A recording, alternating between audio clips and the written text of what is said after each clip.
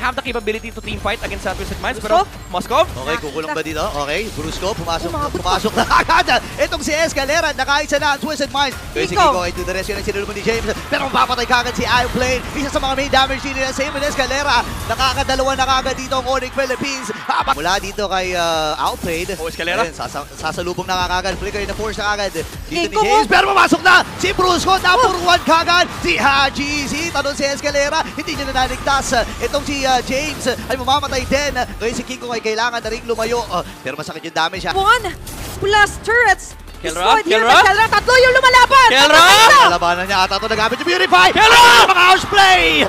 Sugod sila, medyo kinakapos na para sa pagprotekta kay Ioplane at Hajizi. Sugod na sila, nandito, aabante yung Lord, aabante si Brusco din! Pumasok na agad, nagamit na dito ni Ioplane yung kanyang traction pulse habang si Brusco ay namatay. Ngayon ay matutulaw din si James at diretso na kagad ang Super Family para tapusin. Oh my gosh, grabe naman siya ba nakakuha nung pagong na iyon. Pero hindi siya tatanda na dito ni James. Pasok sa Escalera. And ngayon naman ay magiging puntirya ata nila yung purple kasi alam nila nag-red 3. Yep. Mainit ang dugo, ayaw tantanan. Nandiyan na nga lang din pagtalon nila James. Okay, si Haji naman ngayon yung maatras pero hindi na magka-examine force. Sakto din yung pagbitaw ng Nether Realm. Ngayon bibitawan na ng Onyx Philippines lahat para maubos ang Twisted. Pero si James lamang ang naging kabayaran at nakuha pa ni Kiko yung purple bomb. Di pa pala tapos ang laban nito. Meron pa paghatak na gagawin. And Tempest of Blade ay nagamit na rin ni King Kong. Escalera ay kapos na sila dito. Ginagawa ko yung purple bomb. Oh, tumama yung pala. Oh boy ba si Haji dito? Oh, wait lang. Boy pa. Pwedeng umangat si King Kong, kitang-kita niya yan. Tatama na naman yung pana! Oh my gosh! 2 hits! 2 hits! Dahana mo, pero hawak ng Onyx! Ang mga setup! At mamamatay si Brusco doon sa naging tagpo na yon. Pero nakuha nila lahat ng inhibitor. At yun ay nahuli din si Kirk. Pero mabubuhay ba siya? Parang hindi. Tama na naman yung Abyssal Arrow. Yung bot. Nakaslow push yung bot. Yung bot at yung mid. Kailangan mag-react dito ng Twisted. Inilaban ba nila ito? Ayaw pa rin! Pero papasukin na kagad ni Brusco ng Examine Force. Andito naman Abyssal Arrow. Tumama na naman. May kasamang trap. Likod ang puntirya. Andito na naman yung Abyssal Arrow. Oh my goodness! Kay Outplayed! Sa likod pa! 4 na miyembro ba ang tutumba? Yes sir! Si MP na lang ang natitira at wala na ata siyang aabutan pa dahil ang Onyx. Fight ng Twisted Minds!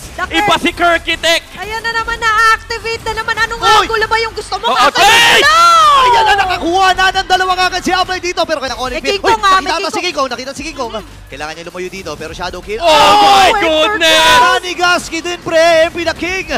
Sobrang crucial na Winter Crown, ladies and gentlemen. Na outplay. Oh, wait, hindi pa pala tapos ang laban. Si Kiko at magiging na tumama rin yung SOD. At si Kiko na-pop na yung Immortality. Ngayon naman nagbitawan na ng mga skills dito. Twisted Minds. At taras muna ang Onyx Philippines. Oh, ayan na. Ito, Wednesday yan, Wednesday. Oh, yeah, wait lang. Oy, may ito. Diversion sa likod. Nakikita ni MP Meron! Ay, dyan na nga lang din sa lubong! Oh my God! Feathered Airstrike mula kay GC naman rin Super Prince. Dalawa kagad ang napuruan. 70 seconds yung death timer, ladies and gentlemen. Pasok sa Escalera. Hindi niya naabutan din si Brusco. Pero mamamatay si MP!